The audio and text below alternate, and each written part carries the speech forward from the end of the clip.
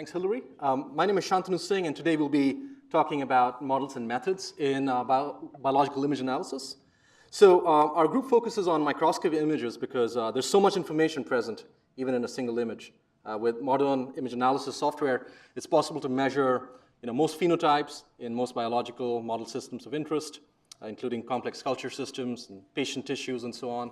And we can do this for both time-lapse images as well as 3D, in addition to sort of 2D images. Our lab has developed CellProfiler, an open-source bioimage analysis software that enables all this analysis. But today we'll be talking about the next generation of tools we've been developing to extract information from images. So to illustrate the techniques and just introduce a few terms, we'll be using today, consider this image. This is a typical image. We analyze cells stained with a DNA marker to identify their nuclei, imaged under a fluorescent microscope.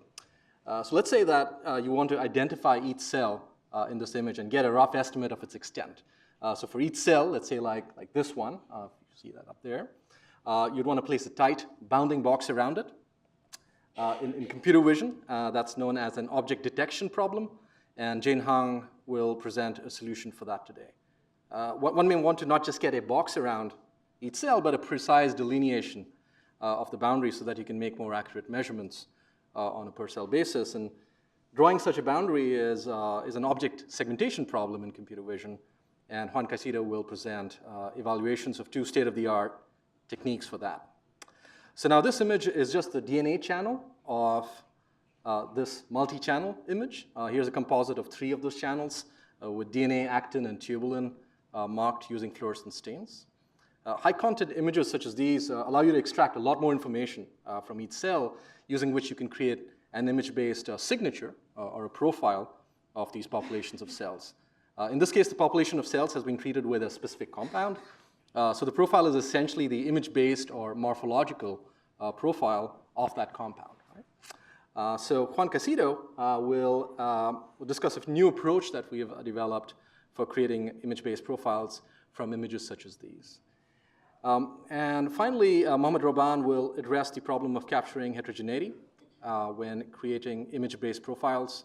For example, if you want to compare this population of cells, which is treated with a specific compound, with this population of cells, which is treated with a different compound, the current state of the art is to extract all the features per cell and then just average them across the whole population of cells to create an average response, an average profile. But you can see that you'd lose so much information if you did that. There's considerable variation in the appearance of these cells, and I haven't even picked an extreme example of a heterogeneous response to compounds. So Mohammad will tell you about a way to capture heterogeneity in your image-based profiles. So those are the 4 vignettes we'll be describing today, showing how we make images computable. So object detection or cell detection, nucleus segmentation, image-based profiling, and capturing heterogeneity in the profiles. Each talk will be 10 minutes, and you can ask questions after each. We have baked in some time for that. Hillary will moderate so that we stay on time, and Jane Hung will get us going with her work on cell detection.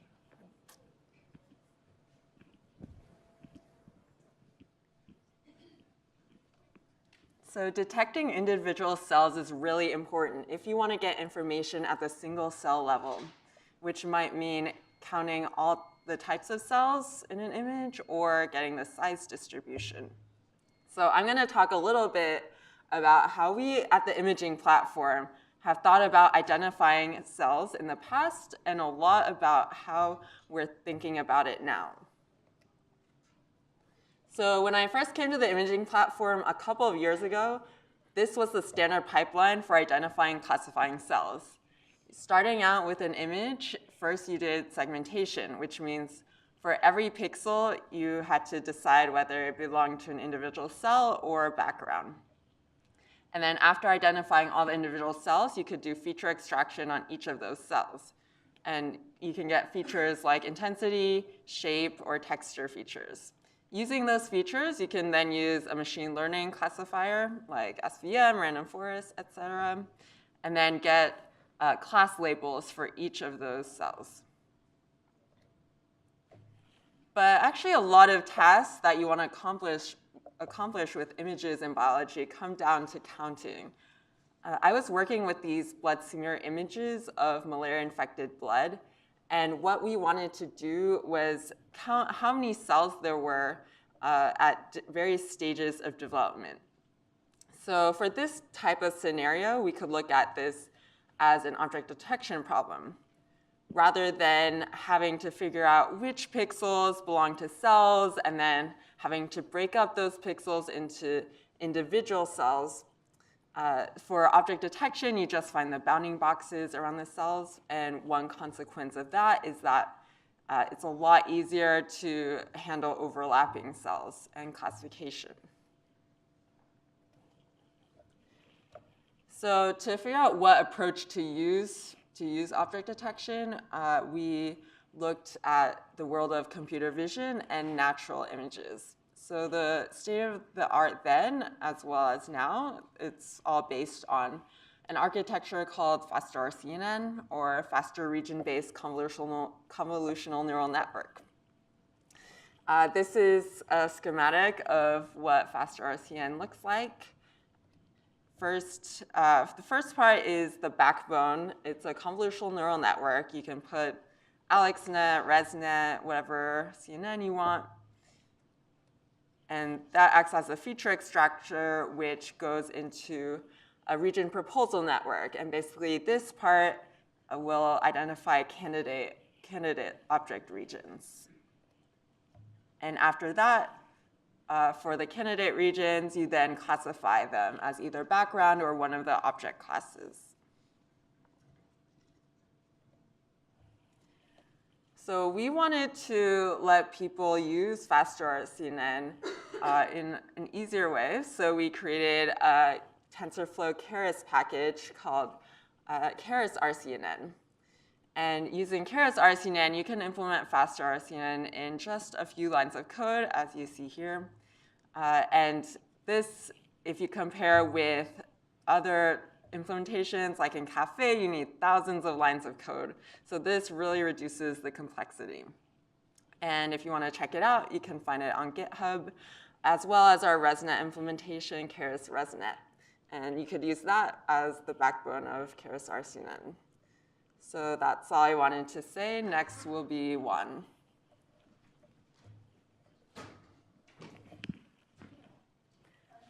Oh, yeah. Any questions?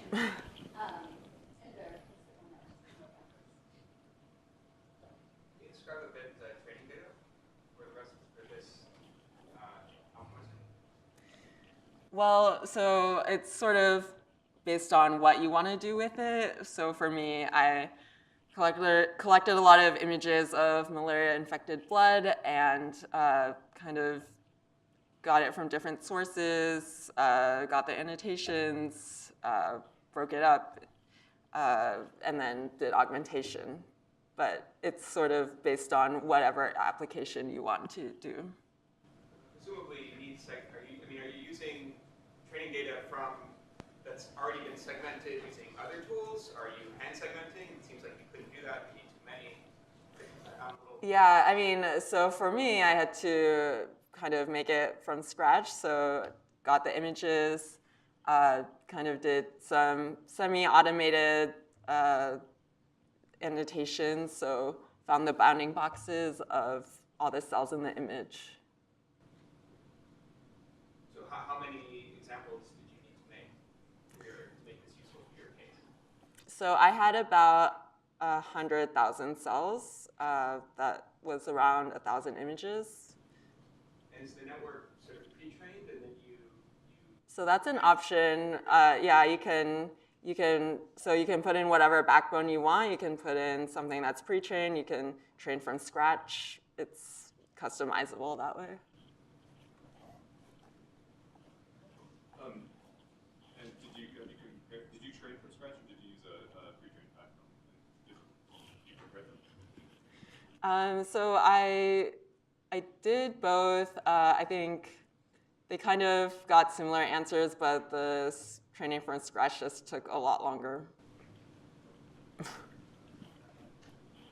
Did you consider other architectures, or how did you choose this particular So I chose it because it was really hands down the state of the art in object detection. So we chose that for object detection, but then compared it with like the more classical method of segmentation and classification. And did it need any changes to be applicable to your particular problem, or did it seem to work pretty well? I mean, it worked pretty well. They're kind of the standard changes you do for any kind of training, like can change the learning rate, can change how you do augmentation.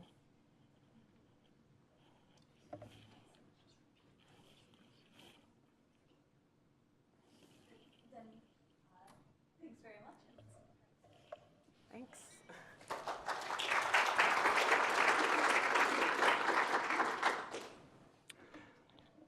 So object detection is very useful to identify the location of objects of interest using a minimal representation, a bounding box.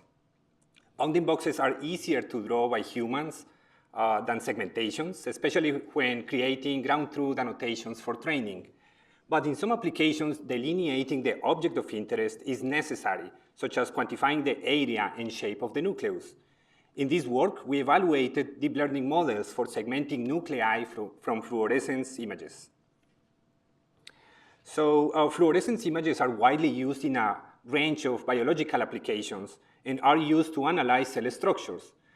The nucleus is frequently stained with DAPI or HOXT fluorescence stains that mark the DNA, either because it is the main focus of the study or because it helps identify other compartments in the images of cells. This is an example image of nuclei from an imaging assay. And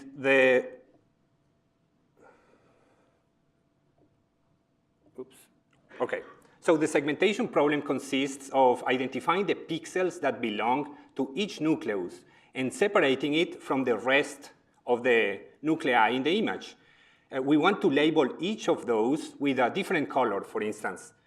The DNA channel is traditionally segmented using thresholding algorithms available in many bioimage analysis tools such as Fiji, ImageJ, and CellProfiler. Here is how thresholding works. So the pixel intensity distribution of the input image is first analyzed to select the threshold. Then the intensity values are transformed to binary values to indicate if pixels are above or below the threshold. The resulting regions correspond to foreground, which are the objects of interest, and background. And as you can see, sometimes the separation is not quite good. There are various pre- and post-processing tricks that you can apply on top of this to improve the segmentation, which requires significant effort to tune from one experiment to the other. So we wanted to ask the question whether deep learning can do better.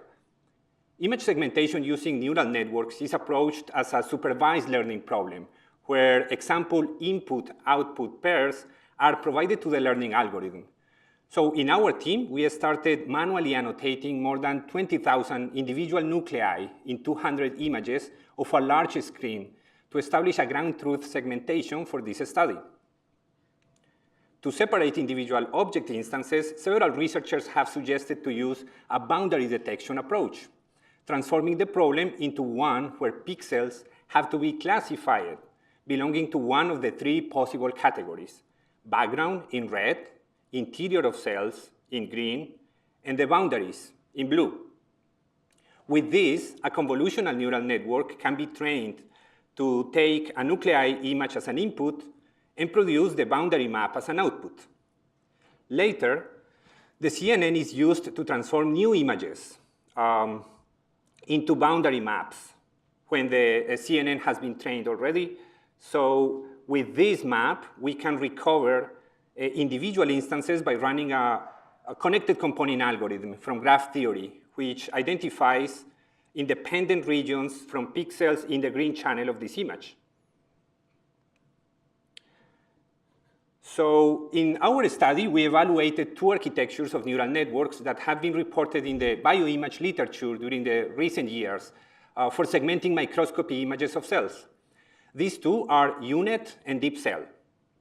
So UNet was designed around 2015, follows an encoder-decoder structure, where the image is first reduced to a vector representation in a downscaling path, and then using this representation, the image is reconstructed using an upscaling path and produces an output which has the same resolution as the input image.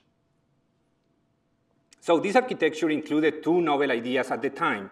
First, instead of reconstructing the original image as a regular autoencoder does, it generates a segmentation map with the background, interior, and boundary pixels. Second, to increase accuracy, a set of skip connections have been added to copy the corresponding features map of the same resolution from the downscaling path to the upscaling path. This allows the network to combine global and local features for resolving the segmentation. On the other hand, we also evaluated DeepCell, a pixel-wise classification network that looks at one patch of an image at a time to classify the pixel in the center of the patch. This approach has some advantages with respect to data efficiency, as only a few annotated images can generate thousands of patches for training, requiring less annotation in practice. The architecture is also compact and memory efficient.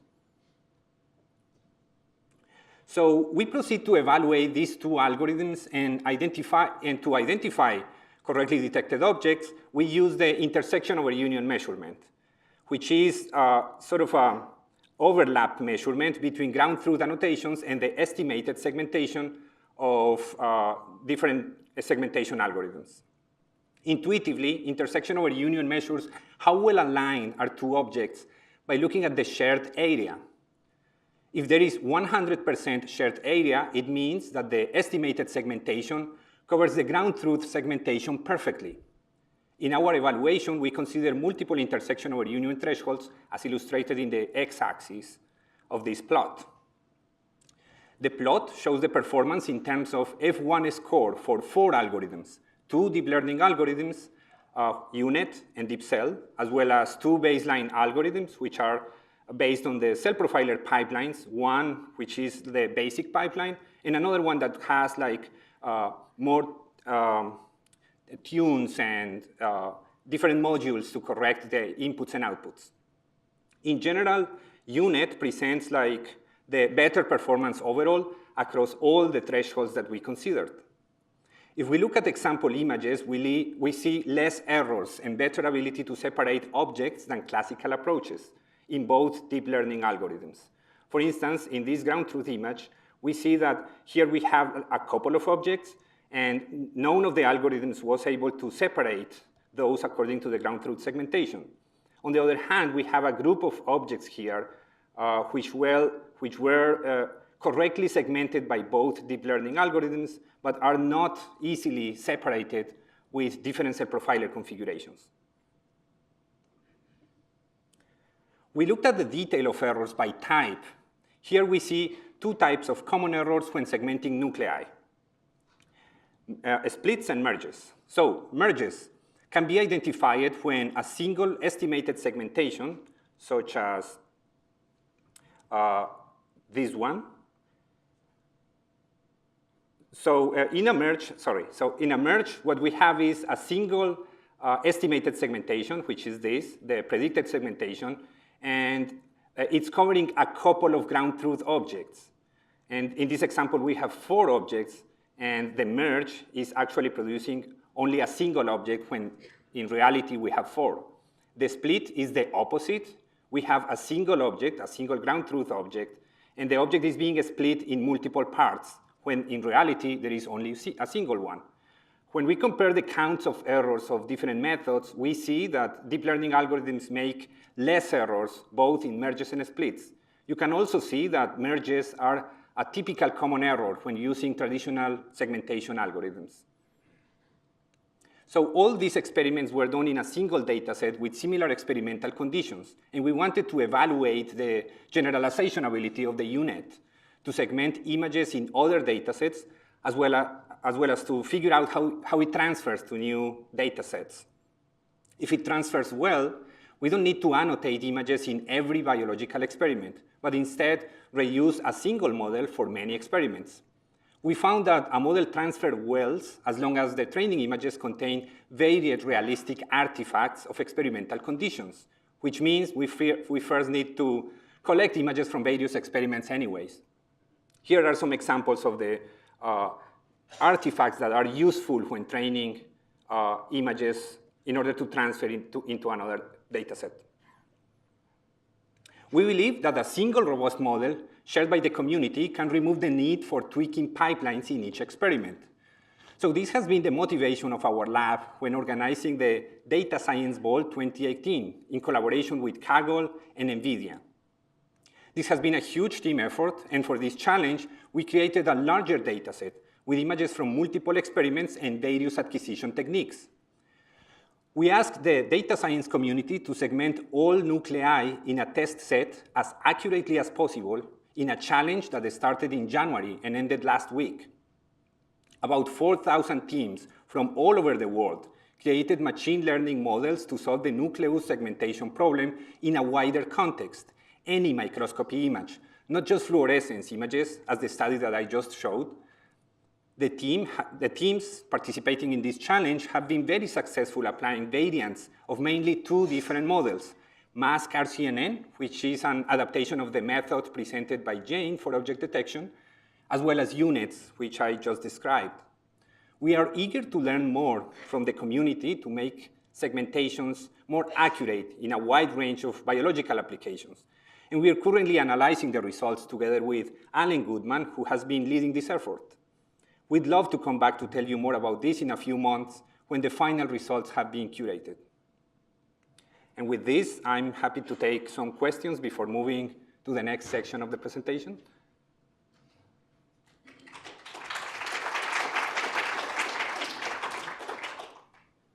Yes. A few slides back where you showed the different error types that you ran into. Yeah. Yes, in this one. How did you curate this sort of, I guess, challenging set of possible cases? Is this just sort of, you guys picked out ones that you thought would do poorly, or did you have some way of extracting cases that would likely be tough?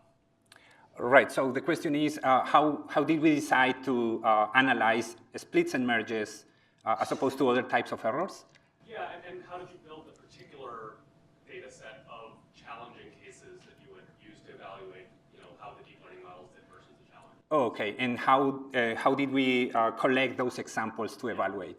Yeah, so I think when we collected the data set, we didn't have like any specific errors in mind. We wanted to reflect or put into the data set like the realistic biological objects that we would like to find. When we started analyzing the modes of error of classical algorithms, we discovered that there are basically these two types of errors, together with another one, which is missing objects when the segmentation algorithm doesn't quite get the object at all. In this case, we are reflecting only splits and merges, which are very common in the analysis that we did.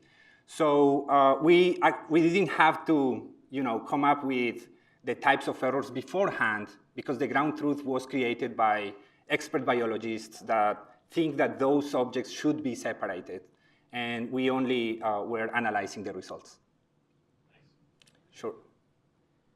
Yeah, so go ahead. Did you work, or are you going to work on the 3D images of the movies as well? We have some work on 3D images for segmenting the nuclei in 3D images as well. But so far, we have not been using deep learning for that type of problem. We hope to approach that in the future. Not that I know of, but maybe some members of our lab have done that. Yeah? So I went to a thesis defense recently, and part of it was about segmentation for neurons in the brain, connectivity between neurons. And there was a piece of it that I think might apply here, which is the hardest problem there is as well these merging errors, overwhelming number of errors. And to prove that, what they did was they created a truth data set to train specifically on fixing that error mode, which is you take examples that are not of neighboring cells,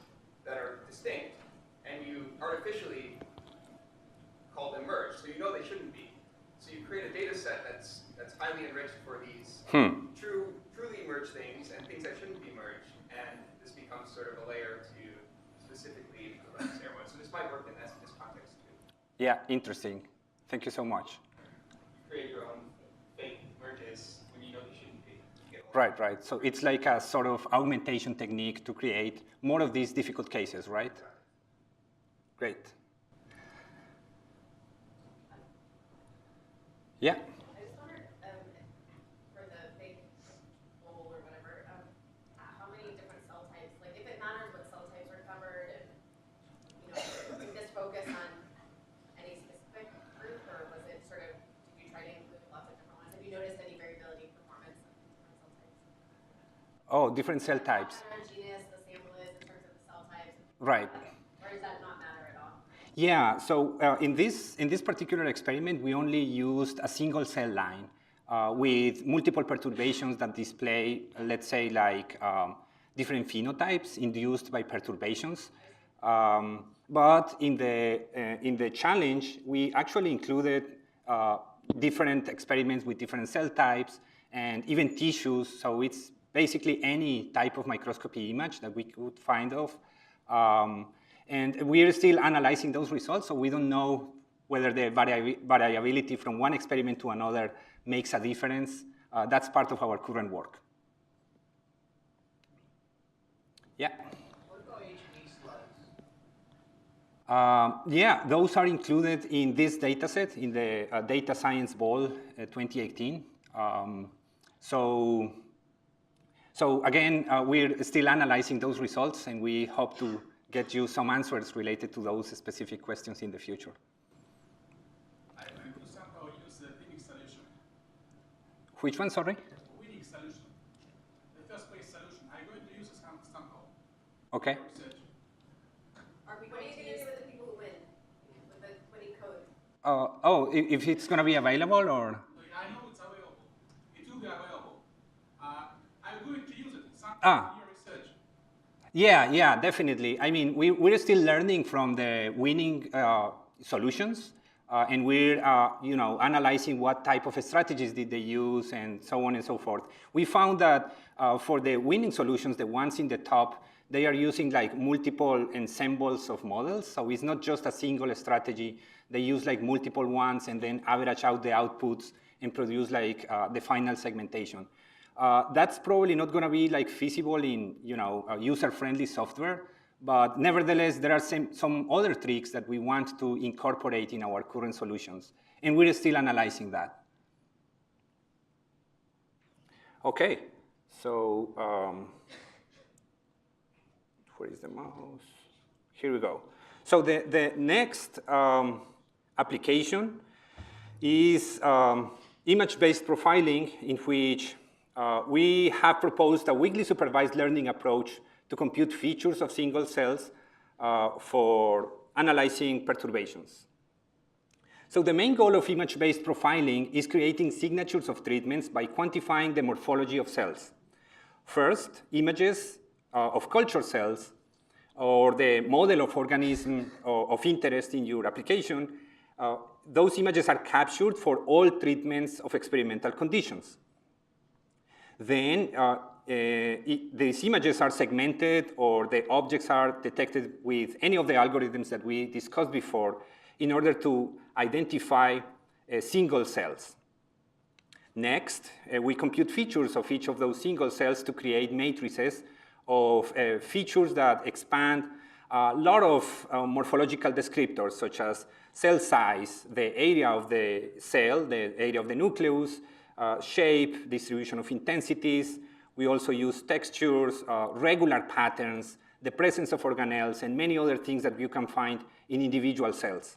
We collect all those features in this matrix, and you can imagine these matrices being as the columns are features and the rows are cells. And we quantify all those properties for each of the cells that have been identified in one of our treatments. The next step is to create profiles, which are signatures of treatments. And usually what we do is aggregating that information using the mean response of individual cells. So in this case, in this illustration, we have 3 different treatments and 3 single-cell feature matrices that have been collapsed in the average response for each of the treatments. Those are the profiles that we use later in the downstream analysis to answer questions related to the biological application. So the purpose of the work that I'm going to describe is to improve the measurements in the step number 3, how we collect features from single cells. Next, Mohammad and Rohban will describe strategies to improve the computation of population profiles instead of using just the average. So the main goal, or the current approach to create single-cell feature matrices is to compute low-level features, as the ones that I described, from images using classical computer vision algorithms. That's the approach taken here at the Broad when we do morphological profiling, and is also used by different labs and pharma companies. Here we introduce a weakly supervised approach to learn feature representations of single cells from example images. Basically, we train a convolutional neural network to recognize the treatment that has been applied to single cells. This is a simple classification network with a single cell in the input and a classifier in the output. The classification problem is to identify the biological perturbation that was originally applied to the cell. Treatment labels are weak for 2 reasons. First, it's indirectly related to the main goal of our application, which is to recover connections between treatments. Also, we don't aim to classify single cells at all. We want to measure the similarities between populations of cells. Second, not all cells respond uniformly to the same treatment, so labels can be noisy. Nevertheless, the intuition behind this choice is that single cells treated with the same treatment should look similar to each other, while cells treated with other compounds should look different. And we let the network find the features that make such differences. So we use this approach in a genetic screening involving mutations of lung cancer-related genes. The experiment involved images of single cells cultured at high throughput, overexpressing 26 mutants and wild-type alleles. We processed the images, segmented each cell, and then computed features using 3 different approaches. Classical features using CellProfiler, which are depicted here in the top left. Deep learning features using transfer learning with a network trained to recognize generic objects, such as cats and dogs, which are here. And our proposed weakly supervised approach, which is the main TSNE plot. We see that our features have more compact clusters separating each treatment, which is not surprising, given that the network has been trained to explicitly do this. What we are more excited about is in the relationships between clusters. For instance, EGFR mutations identified with green, orange, and blue are all consistently close together in the bottom of this TSNE plot, which means they are morphologically related. Also, TP53 in yellow, which is this one, is closer in the plot to control cells, which is consistent with previous observations that this specific allele is kind of a neutral phenotype, at least in the cell painting assay. So those relationships are more clear at the single cell level than with any other approaches, in which we observe controls dominating the landscape of treatments, such as here or here. We also found our features improving replicate correlation in the downstream analysis evaluation. And finally, we evaluated our approach using a publicly available benchmark of chemical perturbations that other researchers have used for image-based profiling evaluation. These 2 columns indicate the mechanism of action classification accuracy of 103 compounds in 12 mechanistic classes. NSC is not same compound evaluation, and NSCB is not same compound or batch evaluation, which means you can match the profile of a specific treatment to other treatments that do not correspond to the same compound or the same batch. These are 2 different evaluation protocols developed by the community to measure matching accuracy and how biased the batch effects how biased the results are by batch effects, basically. So we compare against previous reports that include classical features, transfer learning, and supervised learning, even fully supervised learning. And we found that our approach is competitive with the state-of-the-art algorithms. We obtain up to 97% of classification accuracy when we leave compounds out. And we observe a drop in performance when we remove the batches, which probably means that the network is also learning or picking up on this type of batches. We evaluated some regularization techniques in our work, and you can find more details in our coming up paper in the Computer Vision and Pattern Recognition conference. Can you say one more time the 97%, how I should interpret that? Yeah, so in this evaluation, we have 103 compounds, and we have the treatment profiles for each of those. When we want to match the mechanism of action or find what's the mechanism of action of that drug, we match that profile with the rest of the profiles in the collection. However, you have to leave treatments of the same compound out in order to find the most correlated compound and therefore transfer the mechanism of action, right? That's the not same compound evaluation here, in which your reference database does not contain the same compound when matching mechanisms of action. And the second column, Do you know ahead of time a grouping of compounds by mechanism of action? we know ahead of time in this specific benchmark. So this is like an annotated example of to simulate the mechanism of action classification. And we also leave out the batches in the second column.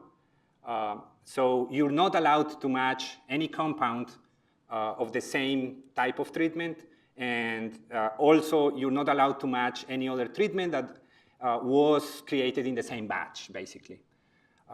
So this is supposed to be like a more robust measurement in which you're paying more attention to the morphological changes rather than potential positive biases in your measurements. So if you have 103 compounds, how many different mechanisms of action are there? 12. In this example, there are 12 mechanisms of action represented. I think this data set was created probably like 10 years ago or so to represent a case of a study of morphological profiling algorithms. And most of those phenotypes are, like very prominent. You can recognize them by eye. So the task here is to classify one of those treatments into 12 mechanisms of action. All right, so with that, I can take some questions before handing it out to Mohammad, which will talk about population profiles of treatments. We have time for a couple questions. Okay. So I'll start with one question, which is, so it sounds like the features that you extract depend on the particular treatment, so you'll get like different feature sets for different treatments? Is that right? Do we get different features for each treatment, is your question? Yeah. Well, the full set of features is supposed to be the same feature space for every treatment. What we expect is to have different feature responses for each of the different treatments, which means the morphology of the cells is distinctive from one treatment to another. That's what we expect to see in the morphological features that we compute. Okay. Yeah? The loss, is it just like logistic loss on the class? Or is there some distance? There's nothing that says that the logistic loss has to push a class as a part because they said vignettes in a certain area, right? Yeah. Right. So the question was what's the loss function when we train the weakly supervised approach, right? So in this case, we're just using like classification loss, like a softmax classification, in order to classify a single cell in one of the 100 treatments that we have in this data set, or 26 treatments in the other benchmark that we used. So it's just classification. And then we remove the classification layers and keep one of the intermediate layers, which are the features that we use for downstream analysis. How many features? It depends on the layer, but typically 256. All right. Thank you so much.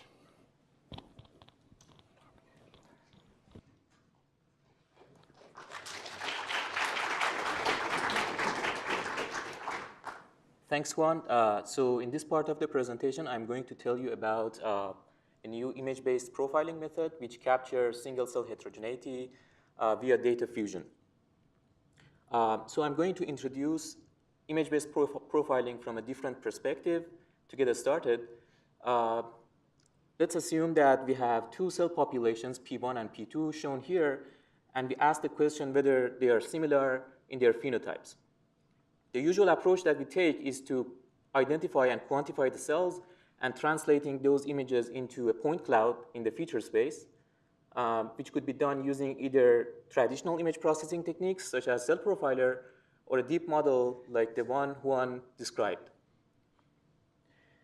At this point, we can take single-cell data that we have obtained and feed them into a similarity function to understand whether the phenotypes in the two populations are similar or not. But usually this data is very noisy, so we want to somehow summarize the data and aggregate the measurements into a fixed length vector, which we call a profile, and then apply a known similarity metric on top of the vectors, fixed length vectors, to find out whether the phenotypes are similar or not. So one of the key challenges in this problem is that the data is usually very heterogeneous, which means that we find many different clusters or subpopulations in the data. So if we simply take the average of the data, we lose that information. In this particular data distribution, we usually have two different types of variations, within cluster variations that are typically due to measurement noise, and between cluster variations that are typically due to biological meaningful changes. So we are looking for some aggregate function, some aggregation function, some summary function, which gets rid of the noise while preserving biologically relevant variations. Perhaps the simplest idea is to take the average of the point cloud, which we call average profile or mean profile, and this is surprisingly a state of the art, both in traditional image processing and deep models. And the caveat is that we lose heterogeneity information. So in 2013, Liosa et al. Showed that this particular profiling approach achieves a very good accuracy in predicting mechanism of action of compounds, and it's very hard to beat. Like the fancy approaches that are modeling heterogeneity explicitly, they cannot outperform this approach, and it seems very difficult to beat. So in this talk, I'm going to tell you about a method which can improve upon the average profiling. And in the next few slides, I'm going to tell you about building blocks of the proposed method. So we intend to expand the average profile by including complementary measures, such as measure of dispersion. So in this particular example, we are showing two cell populations that have around the same center of mass, which is captured by average profiles, but they have different dispersions. So if we include this dispersion in the profiles, we would be able to distinguish these two cases. Similarly, we can consider other second moment statistics such as covariance, and this is one particular example where covariance is very useful in gaining better resolution in distinguishing the phenotypes. So in one case, we have a very heterogeneous set of cells. Here we are measuring cell area and elongation, and because of the large heterogeneity, we see a very dispersed scatter plot. On the right side, we have another population where we see the cells are transformed into two possible states, either being very large and highly elongated or being very small and round. So we don't get that much of dispersion as in the first plot, but the average of elongation and area are the same. and also the dispersion seems to be around the same. So cannot distinguish these two cases based on average and dispersion profiles. But if you look at the covariance between these two features, we would be able to distinguish the two. Now we have some idea how we can enrich the profiles. The next thing to consider is how to integrate different types of profiles. And one way to do that is to concatenate different types of profiles. So if you have, for example, median profiles and median absolute deviation profiles, we can simply concatenate them. And there are numerous problems with this.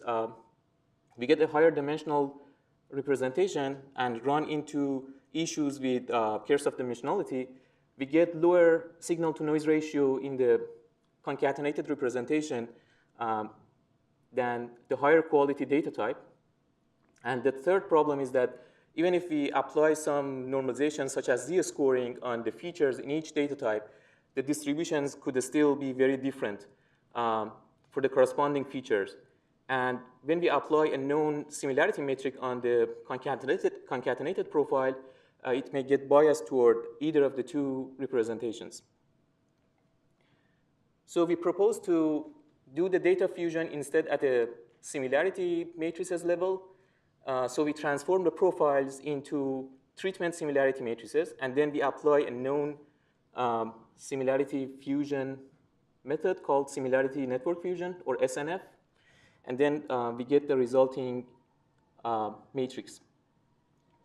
So proposed in 2014, this method models each data type using a similarity network graph. And it's usually a sparse graph, considering only the strongest connections. And it transfers neighborhood information from one graph to the other and alternate and iterate until it converges to the final solution. So intuitively, how this works intuitively, it reinforces a connection between 2 points if their neighborhoods in one graph are strongly connected in the other graph. Okay, so at this point, we have a method which combines different moments of data using similarity network fusion. One might ask how far we should go with the moments. How many moments should we consider? And to address that question, we looked at the seminal work by Daniel Su and Shantanu, in which they answer the question of finding unknown parameters in a mixture of Gaussian model. They found that up to the third moment is sufficient to accurately estimate unknown parameters of GMM. And GMM is known to be a reasonable model in microscopy data. So this means that going further than the third moment is probably not going to be useful in our data. We even didn't consider the third moment because it contains millions of entries, and it's very hard to estimate using thousands of single-cell data that we have. So to benchmark the profiling method that we proposed here, we look at enrichment of top P% treatment pairs in the similarity matrix in having same mechanism of action annotation. And for the same reason that Juan described earlier, we leave out treatment pairs that belong to the same batch to make sure batch effect is not deriving the results. We looked at 3 data sets. One of them is a genetic screen in which we have 200 overexpression constructs. They are tested on U2OS cells. The mechanism annotation in this case is pathways that these genes are involved in. And we have 2 compound data sets, which are much larger, and they contain mechanism of action annotation from this resource at the Broad Repurposing Hub. Yes? Before you go to the results, I just want to make sure I understood. You have a set of features like mean, dispersion, and then you add additional ones, which are higher order moments. Yes. And for every one of these features, you get a graph. Yes. By thresholding on some similarity? Yes. We usually use Pearson correlation to get the similarity matrices. What are the nodes? They are the treatments.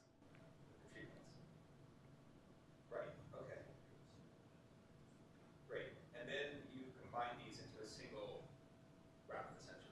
That's true, yeah.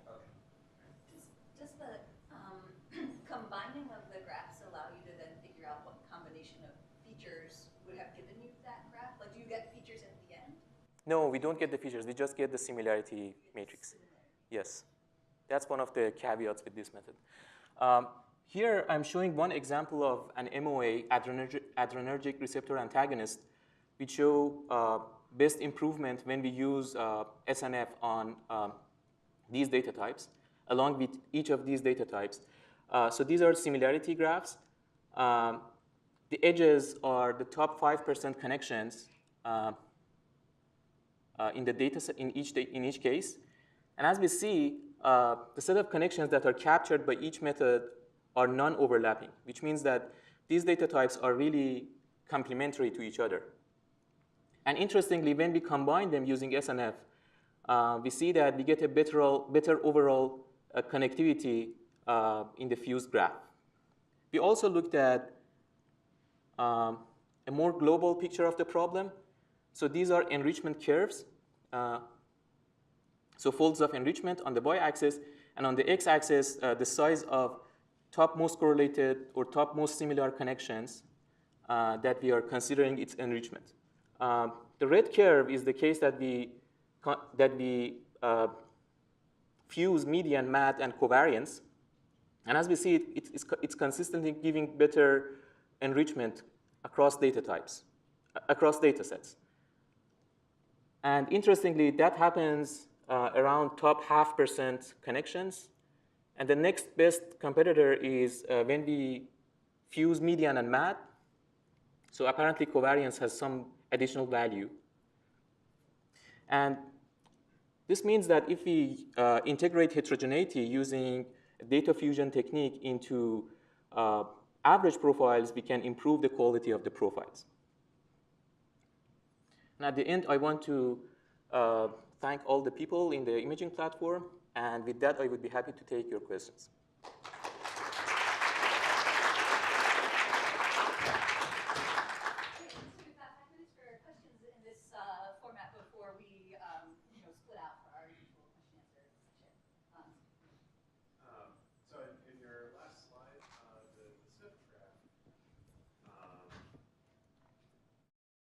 Sort of the middle left, there are points connected there that aren't connected in any of your subgraphs. Do you have any intuition where that comes from? Like the points that are isolated? No, they're connected in SNP. Sorry, it's this long line that goes left from the center to the left in the middle of the SNP graph. You can see there are points that are connected in that line that aren't actually connected. Yeah, so this is the only top 5% connections in the data. So could be like there are some weak connections that are slightly below the threshold of top 5% that are getting reinforced when we are merging, when we are integrating these data types. Yes? Did you consider fitting a GMM to each treatment, and then maybe there's a way to measure similarity of GMM models? Yeah, so that's a great idea. The only problem is that comparing GMMs is like a computationally demanding problem. Like, for example, you can consider Kullback-Leibler divergence, but there is no closed form for calculating that divergence for Gaussian mixture models. So it is computationally demanding, first of all. And if you want to use some global Gaussian mixture model for a subset of data, there is a possibility that you lose some cluster that only happens in a specific treatment. So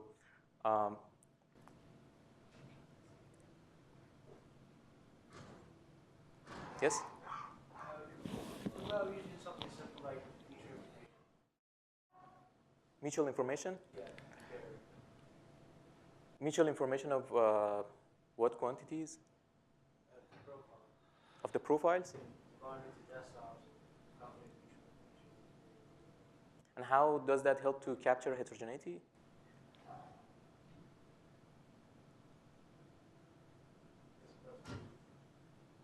So first of all, the problem is for mutual information, you should really know in advance the distribution of data. So it sounds like a difficult problem to solve because the data is already very high dimensional.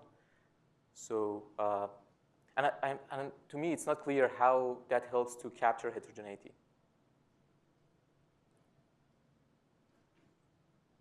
You have distributions of a feature, but on two different samples. So it's hard to, like, for visual information, you would have two distributions on the same underlying data, and then you can say how similar are these distributions. But I don't know how you would compare. Well, we can talk about it. Yeah, so maybe I mean, the domain is the same, so. You can turn on your microphone. Go ahead. Were you about to? I was just going to say the domain is the same, so in theory you can do it, but I think one issue here is also the dimensionality. You've got 400 features per category, and doing MI on that might be difficult.